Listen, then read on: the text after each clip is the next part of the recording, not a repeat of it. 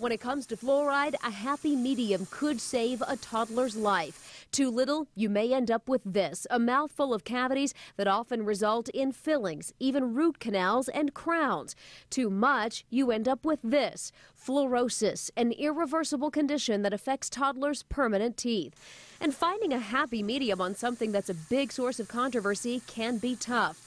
Some parents don't know whether fluoride is even in their drinking water. I believe there is, but I don't know for sure. And others don't care. They avoid fluoride altogether because some research links it to health concerns. Not on Your Side set out to set the record straight on whether we have fluoride in our water and whether it's putting us at risk. The myth that there is no fluoride in Tucson water is just that. It's a myth. It's a myth, yes. There is naturally occurring fluoride in the Tucson water drinking water. It varies in concentration, but there is fluoridation in the drinking water. So knowing that we do have fluoride naturally occurring in our water, that should help ensure oral hygiene, right?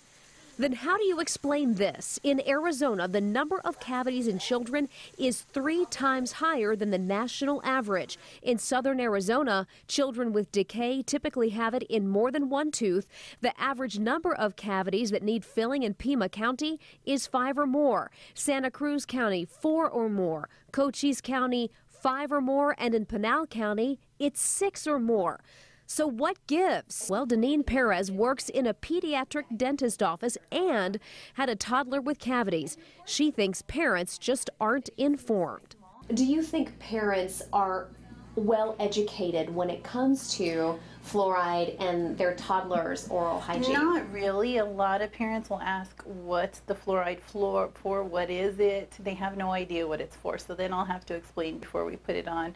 It lasts a long time, it strengthens the teeth, it prevents decay, and then they understand. Misinformation, a lack of information, general confusion over fluoride. So what's the real deal? Well, let's get the answer straight from the horse's mouth. I've seen pros and cons of fluoride for the whole 20 years. Statistically, scientifically, fluoride has been proven extreme benefit for public health. 20 years is how long Dr. Michael LaCourte has been practicing pediatric dentistry.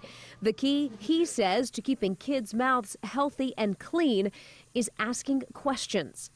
If you live in southern Arizona and you drink tap water that has what are considered to be normal levels of fluoride naturally occurring in our water, you're safe. You're safe. Okay.